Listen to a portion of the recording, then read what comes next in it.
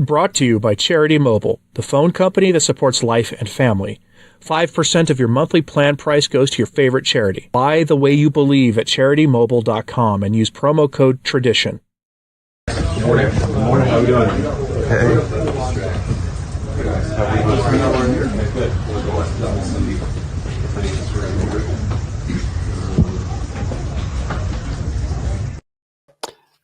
What you just saw there was one of my favorite videos I saw online yesterday, and that is a video of Vice President J.D. Vance giving a Dominican priest a tour of the White House press pool. And one of the reasons that's one of my favorite clips that I saw yesterday, and I thought you should see it, is reportedly the media there, who are not exactly on the side of all things good and holy most of the time, were flabbergasted by a fully habited Dominican priest walking through the White House press pool. And I'm happy they were flabbergasted. I really am. And those are just the kind of things that I think brighten my morning just a little bit. Now, yesterday morning, I reported here that the Vatican had released a photo of Pope Francis, taken from basically behind you. I got kind of a profile of his face, but you couldn't really see his face, which as I predicted when I showed it to you, did not reassure anyone about that really being Pope Francis. And guess what? I agree that the Vatican and doctors are handling this entirely inappropriately, and they're acting in a very shady manner. And guess what else? You and I aren't the only ones asking about what is really going on here. A lot of the weird pushback from this has led to the Vatican speaking out, saying that Francis is in fact not going to resign the papacy. They're actually getting tired of the pushback about Francis's health, to the point where I think they're going to be forced to give proof of life that is very public, with Francis going to have to appear at a window, or more likely to a small group of very carefully selected laity. I expect that is coming in the next few weeks. I also expect that they'll handle that situation so badly that most people won't be satisfied by that either. On all this, on top of the news story that I have for you in my other video for today, where travel plans have been announced for him. Sort of. A lot of this is being handled very strangely. So let's start with criticism from an unlikely place. So we go to katholisch.de, the official news arm of the German bishops, for this headline. Doctors on new photo, Francis aged 5 years. And now this is not the picture in question. I don't know why the German bishops included this. They did not include the actual picture of Francis. This was published yesterday, the 17th of March, 2025. And they include an older picture of him where he looks basically the way you would expect him to look. Francis is allegedly on assisted breathing with a non-invasive ventilator at least some of the time. He's not going to look super great after a month of the things he's alleged to have gone through. So yes, he's to critique him for having aged 5 years, looking like in a month, well, this is probably the worst problem he's ever had to deal with on a personal health level. But all this is leading to something. And it seems that people are preparing for a conclave while simultaneously celebrating that he's getting better, and they're doing it for all the wrong reasons. It's kind of a weird situation developing out of this, entirely based on how the Vatican is handling things, to the point where the Vatican has had to come out and give reassurances to people, sort of, and they did it in the weirdest way possible. So here's the article. The first photo of Pope Francis in more than 4 weeks has sparked new speculation about his health. It looks as if he has aged at least 5 years in 1 month, Matteo Bassetti, professor of infectious diseases at the University of Genoa, told the daily newspaper Il Messaggero. He does not believe Francis will be able to continue to fully fulfill the duties of a pope. Remember that phrase, according to the physician who is often quoted in Italy.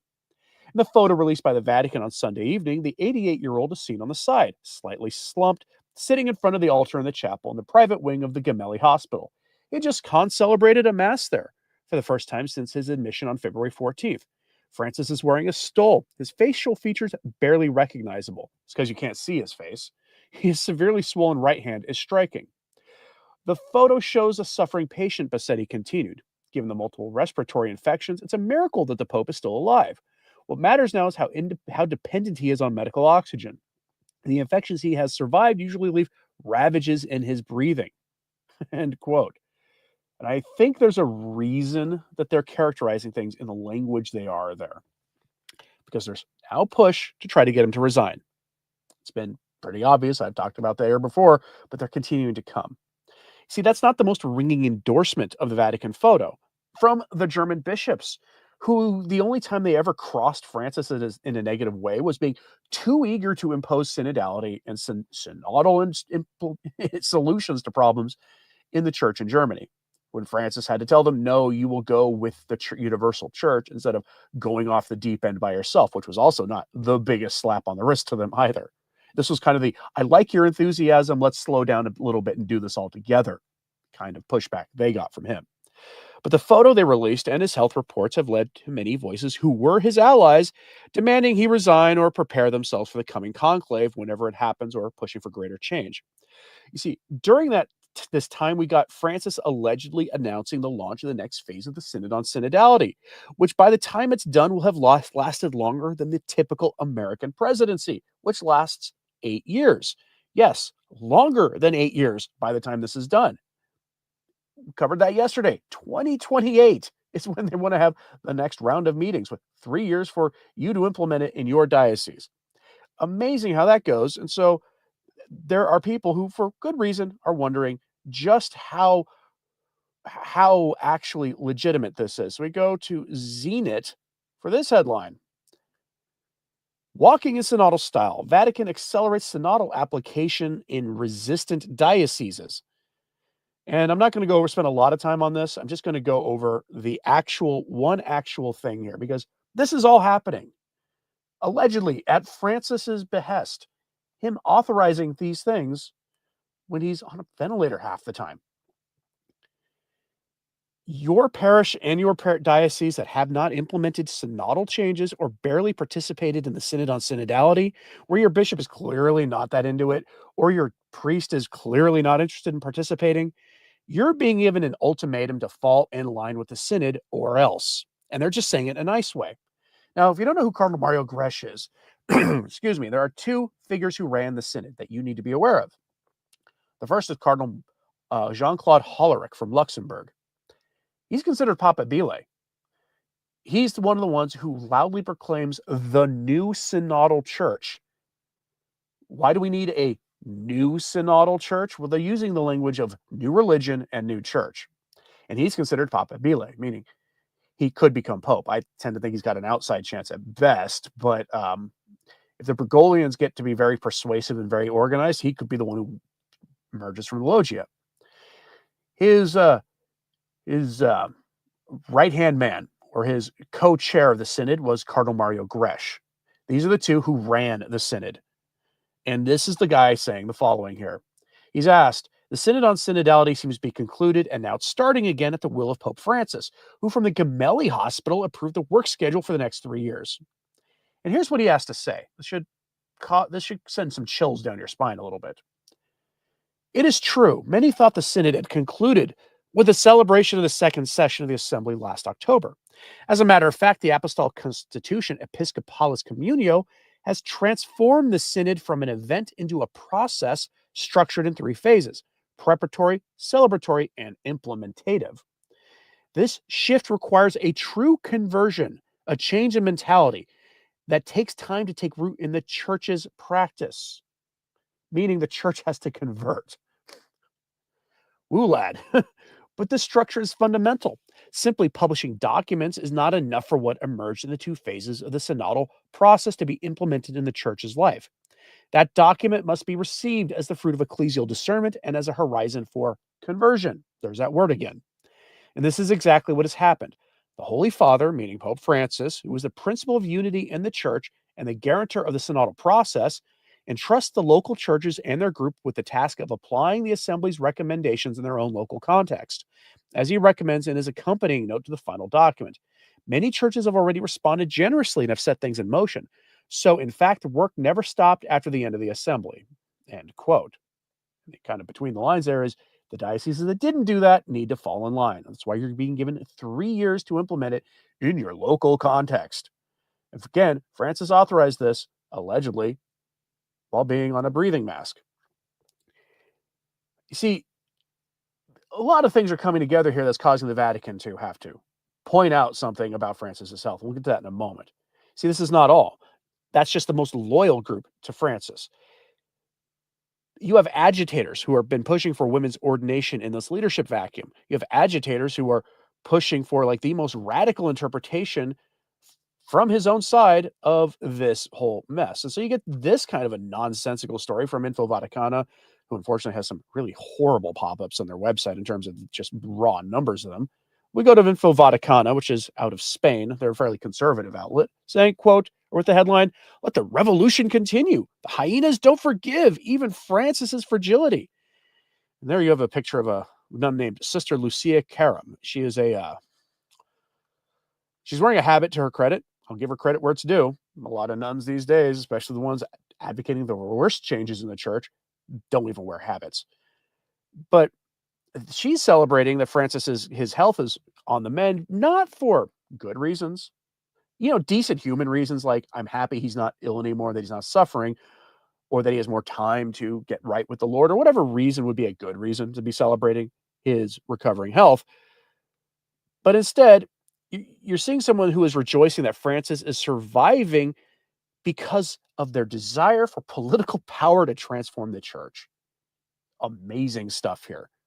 This is the error. This is the chaos that has come from Francis being in the hospital for just a month. From the article published yesterday, quote, "We saw it with Biden, whose wife, that new Lady Macbeth, who compelled him to crawl across the world stages, is a symbol of cruelty wrapped in affection. And we see it now with Francis, with a sector of the church that cannot bear the idea of a pope who cannot, quote, follow the revolution. The hyenas are licking their lips because even if Francis is in tatters, his mere presence serves to keep alive the agenda of those who have made power their religion. What matters is not his health, nor even his dignity. What matters is that the wind doesn't change, that someone doesn't arrive, who, God forbid, closes the door to abuses of power, doctrinal experiments, and synodal laboratory games."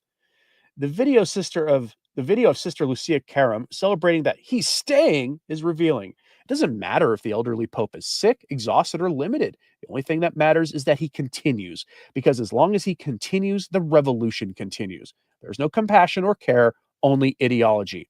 They are hyenas and they don't hide it. He can't even breathe, and they want him to delve into the synod of synodality to see what they can destroy. This is a response to Cardinal Grecia's announcement. Where's the charity for those who suffer? Where's respect for the mystery of illness and old age? For these merchants of chaos, the Pope alone exists as a standard bearer, as a human shield for their misdeeds. If Francis can't do it, let them dress him up, move him, use him. Like Biden, let him be seen to rule, even if he can barely speak or move. And if he passes in office, all the better. That way they can build their revolutionary martyrology. This is a response to this stuff because that nun had a video that went viral of her celebrating that he's recovering so the revolution in the church can continue. It's truly grotesque stuff, but it shouldn't surprise anybody. This leads us to this. People are talking now. There are factions in the Vatican talking about succession openly, still, despite the official Vatican narrative being that he's recovering and he's going to make a recovery. Those close to him are still talking about a conclave, despite the rosy reports coming out of Rome. Here's an article I'm not going to go over in much detail because it just really is more of a lot of the same we've heard recently. But this is from Mesa and Latino. Francis, the discussion on succession has not stopped. They're throwing a new name into this discussion of a future pope, because there are now 3 factions for a possible conclave. And maybe for that reason alone, it could be good for stability purposes that Francis is recovering if you don't want to take into all the good human decent reasons and you're only looking this as a political power struggle. 3 factions guarantees chaos at a conclave. And the third faction is the moderate faction, which I consider to be the most dangerous faction of all. Because if you're just looking pure politically at this, a ascendant, very conservative, traditionalist kind of alliance faction would mean you would get some order restored if a pope from their faction emerged. A Bergoglian faction emerging would mean that you'd have people at least waking up to the chaos in the church, continuing with under bad leadership. But a moderate faction is going to be the kind who's going to do much. They're going to manage things. And that's exactly what they're talking about here openly.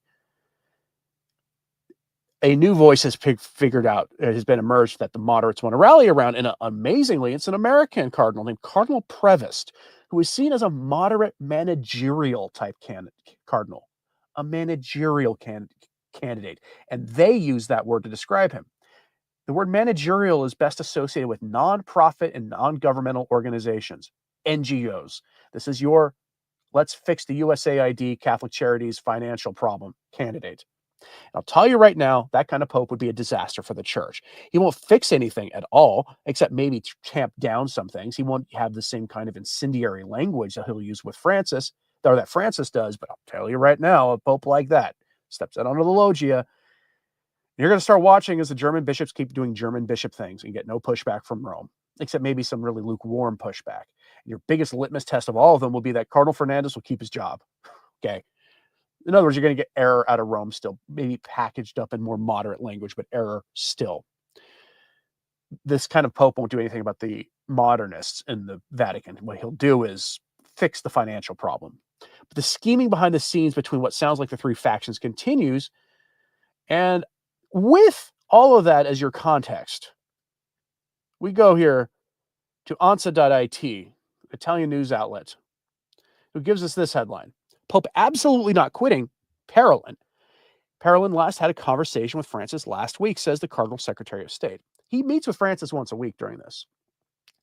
He is the Cardinal Secretary of State, which is considered to be like the vice pope, basically. And he is considered to be the front runner by those who want a more competent version of Francis going forward. He is almost a Bergoglian himself. In some ways, he's worse because he is ambitious.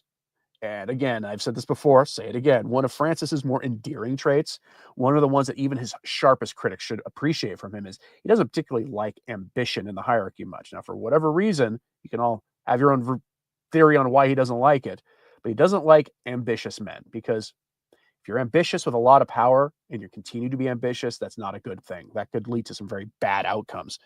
And it's nearly universally agreed by anybody who's not wanting more of the same to continue that he would be far worse than Francis.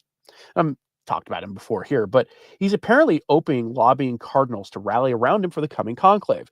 And he's the one delivering the message for Francis that Francis is not going to resign. Now, why would he be the voice for that? Because he's the vice pope, basically, and he meets with Pope Francis on a weekly basis. He's one of two cardinals who does that. Also, because the modernists managed to get Benedict to resign, validly or invalidly. I'll let you decide that one for yourself. But they did it once, and now they want to invoke something that everyone has forgotten about.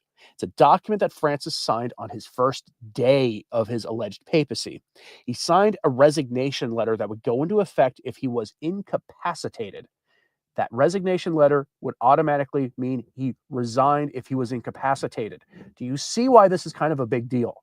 We haven't seen him for a month until we got a photograph of him and heard a recording that nobody knows if it's legit or not. I guarantee you that now, after a month in the hospital, with only questionable photos being released, there's real pressure for that letter to be invoked, meaning for his resignation to happen, regardless of what Francis might have to say about it. Here's the Vatican's response to that pressure that is absolutely going on behind the scenes. Pope Francis is absolutely not quitting due to his health, Vatican Secretary of State Cardinal Pietro Parolin said Monday. Speculation that the 88-year-old Argentine pontiff might be considering stepping down, like his predecessor Benedict XVI has oscillated during his over 4 weeks in a Rome hospital, battling double pneumonia from which he is now slowly recovering. Francis handed in an eventual letter of resignation shortly after his election in March 2013 in the event of his feeling unfit to keep doing his job. Absolutely not, Parolin blunt replied to journalists on the sidelines of an event on the occasion of that fake fasting holiday for the worshippers of the crescent moon and its false prophet, on the hypothesis that Francis might resign. Parolin reported the last conversation with the ailing pontiff last week at the Policlinico Agostinho Gemelli Hospital. And that means he's also due to have a follow-up meeting with him, because that's what he does. He has meetings with him every week. Francis is not going to resign, is Parolin, the frontrunner's message to them. And meanwhile, among all of this, the business of the modernists continues without restraint. The worst elements in the church are lamenting their successes. The worst elements in the church have been running entire national bishops' conferences for decades. They have been, and oftentimes, the four running voices for changes from the Dutch bishops. You see this in other places. You'll see no better example of this today than among the German bishops. And they're now beginning to lament their successes. Not explicitly, they're not recognizing their own failings in this, but they're beginning to wonder why openly faith is waning in Europe and elsewhere. They can't fathom that their rejection of Catholic orthodoxy might have something to do with it, or their playing footsie with secularism might be to blame. Their alliance between national bishops' conferences and whatever their national government is, wherever they are. You see this here in the US. People aren't going to Mass anymore. They're getting very, very angry at the bishops, especially with the bishops clearly violating common sense, the common good, and Catholic teaching on the issue of, migration, for example, and being entitled to your tax dollars. People are not going to Mass anymore over this. Regular Mass attendance is plummeting to the lowest levels ever recorded. But these bishops are now committed to addressing the rising tide of godlessness in the culture. And here we're going to talk about the German bishops because they are the example of the worst bishops in the entire world. And they want to address the rising tide of godlessness that they helped create. So good luck to them on this.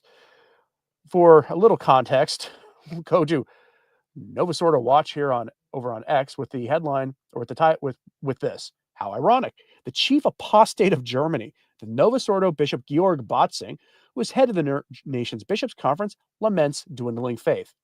And he posts a link here to a Dietagus Post interview, which is paywalled, and any attempt to it's just very secure. But I did read enough of it to see that it's referencing an address he gave.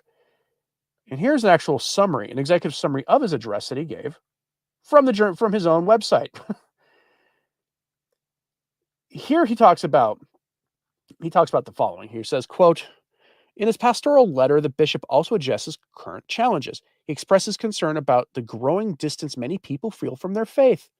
Results of the Sixth Church Membership Survey from 2024 revealed that only 32% of Catholic Church members agreed with the statement that God revealed himself in Jesus Christ. 32% of Catholics in Germany agree with that statement. Bishop Botzing calls for people to reflect on their own faith and live it consciously. Every generation of Christians, indeed each and every one of us, should be able to answer the question, who was Jesus Christ really, and who is he for me today? He encourages believers to engage with the central statements of the Creed and to reflect on the significance of Jesus Christ for their own lives. In doing so, he also emphasizes the beauty and coherence of faith. The Creed is not just a summary of our faith, but a praise of God. It teaches us because it connects us with a great community of believers across time and borders. Now let's pause here and point out the obvious. The Creed is a statement that, if you understand what it means, is a reaffirmation of what the faith teaches in the most basic level. But if you don't understand what the Creed teaches, then reciting the Creed doesn't really mean anything. And the bishops in many places, especially Germany, have failed spectacularly to teach what does the elements of the Creed actually mean. What do the words contained therein actually mean for a Catholic? They have failed spectacularly to pass on the faith that way. And so calling on people to recite the Creed and to understand the Creed, how about you teach the Creed, the basic elements of the Catholic faith? When he says the Creed, he's meaning like the Nicene Creed, probably. It doesn't matter. It could be the Apostolic, the Apostles' Creed, the Nicene Creed, or any of the other creeds. There are several of them approved by the church. I got a video on all the creeds that are formally approved by the church, teaching statements. The Athanasian Creed is the longest of the three. That's why you never really hear it said at Mass. But his solution, of course, is nonsense. His solution here is this: synodality has lived unity. Because, of course, synodality is the solution. In his pastoral letter, the bishop also looks at the unity of the church. He points to the long tradition of ecclesial debates and the value of constructive struggle for faith. He sees the current World Synod on synodality as a continuation of this path. From its beginning, the church has learned to discuss with one another in order to deepen faith and preserve unity. Even today, it is crucial to remain in dialogue and to orient ourselves together toward Christ. He emphasizes that Christian unity is a powerful witness to the world. In this context, he welcomes initiatives that advocate for a common Easter celebration for all Christians. The full pastoral letter can be found on this page. yada, yada, yada. If you want to read it, I'll have a link to this in the show notes at returntotradition.org. I will warn you, it will be in German, so you will need to translate it. I would recommend using Deep L if you're going to for that, or maybe Grok over on X if you have access to it. But that's his solution, is synodality, essentially. And the laity are lukewarm, with only 32% actually having a basic idea of who Jesus was or is. Again, we're talking about the Germans, so we'll use the word was because most of them don't even believe what the church says about Jesus Christ. But they lack the faith at the most fundamental level. And what's really amazing about this is Germany is just a few years ahead of the rest of us in North America and Western Europe more broadly. And for proof of this, we can go to an article published by the Germans themselves on their own website, katholisch.de, the official news arm of the German bishops, which if you ever want to really see what they think of you, you can actually just go to their website. That's the wrong one. Let's try this again. Yeah, here we go. Headline: Analysis Religiosity in Germany continues to decline. It was published in December of last year. This is the latest data on religiosity. And you got a hint of it previously. Only 32% of Catholics believe one of the most basic, simple statements about Christianity in general, about the incarnation, when it comes to who was Jesus Christ. 32%. I'm reminded of the belief in the real presence numbers out of the United States. Only 1 in 3 Catholics believing in the real presence. I'd love to see what that number is for Germany. How many, if you are watching this and you're in Germany, let me know if you know if there's ever been a survey done of Catholics in Germany about belief in the real presence. I'd be very curious to see that. But here's what Bishop Botzing is lamenting and thinks that synodality is essentially the solution for. Religiousness, both religious and general, in Germany appears to be continuing to decline. There's no indication that a decline in church-affiliated religiosity is being offset by an increase in non-church religiosity, according to the evaluation and analysis of the 6th Church Membership Survey, published in Hanover on Tuesday. Non-church religiosity has also declined in the past 2 decades. Initial results and key findings of the survey were presented at the Synod of the Evangelical Church in Germany in Ulm at the end of 2023. The EKD has conducted this broad-based survey every 10 years since 1972 to obtain the most comprehensive picture possible of church reality. For the first time, the German Bishops' Conference participated. Only 13% of the population considers themselves highly religious. The new analysis confirmed previously known figures. The vast majority are church members. However, even among church members, non-religious people are the most common category. Wow. The population in East Germany is significantly less religious than that in West Germany, the current analysis continues. Nevertheless, the social reach of the church institution is considerable even in East Germany and has become significantly decoupled from the low levels of church attendance and religiosity there. The idea that members of a religious community adhere exclusively to the faith historically transmitted and written down by that community comes from a distant past. For more common today than belief without church membership is membership without faith, meaning people who still go to church but don't believe. Remember what Botzing was lamenting, people not even knowing what it was or who it is Jesus Christ is. Therefore, leaving the church almost exclusively leads to non-denominationalism, and they are followed by virtually no joining of other religious communities. It continued. In no single religious community is there a quantitatively significant net growth through conversions. Only the category of non-denominationalists is growing, and dramatically so.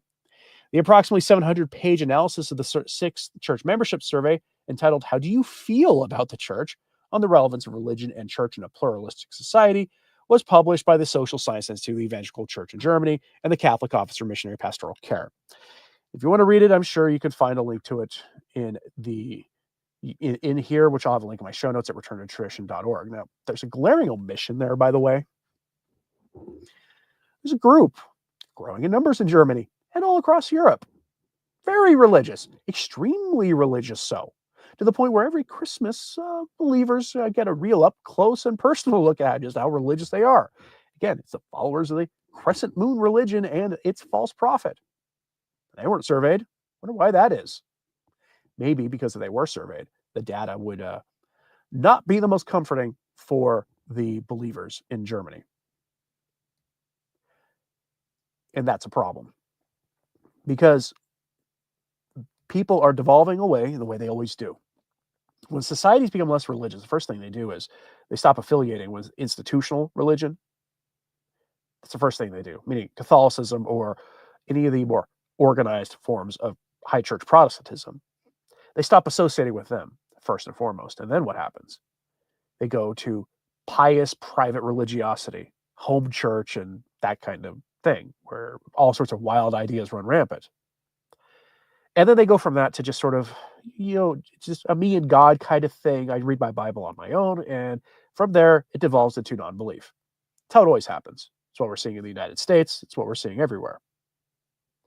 It's just that Germany is light years ahead of everybody else. And that's what Bishop Botzing is concerned about. And he has every right to be concerned about that, except for one problem: he won't look in the mirror to see the cause of this. It's he and his forebears, the German bishops who came before, who helped promote the radical changes of Vatican II in the most loony, fringe way possible. That's how you got there. Cardinal Walter Kasper was a post-conciliar leader in the de-Christianization of Germany. Cardinal Walter Kasper, the guy who, for decades, since the 80s, was promoting Holy Communion for divorced and civilly remarried Catholics. And he finally got his way with Amoris Laetitia. Cardinal Kasper, who hid away like Carrick-type priests himself, even offered to resign over it when he was already kind of close to retirement age anyway, 5-6 years ago, and the Vatican wouldn't accept his resignation. Kasper, all right, and men like him, the generation before the Botzings took over and his ilk took over Germany. They're the ones who created this situation in Germany, and of course, their brother bishops who are like-minded across every Western country. We could wax eloquently about the influence of the Dulleses and the rest of them, the Bernardins and men like them in America in the 70s and 80s, who created the situation we're in here today.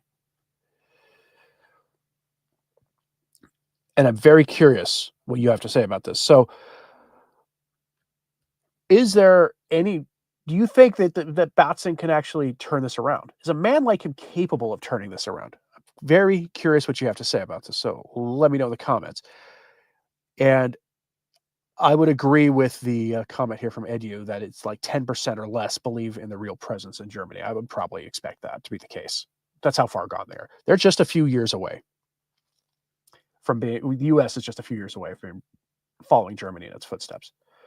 But let me know what you have to say about this in the comments, please. Like and subscribe if you haven't. It certainly helps. So just sharing this on social media, that helps too. If you ever thought about supporting the work of Return to Tradition, you can do so in the description box below. Options, Patreon, Subscribe Star, that kind of thing. All options asked for by viewers of this channel, as well as that join button below. Helps keep these daily messages coming. Please pray for the church and everybody we spoke about today. Again, not here to make you have strong animosity towards Bishop Botzing or anybody else. Pray for them. If you feel that rising tide of animosity towards them, turn that into prayer for their soul.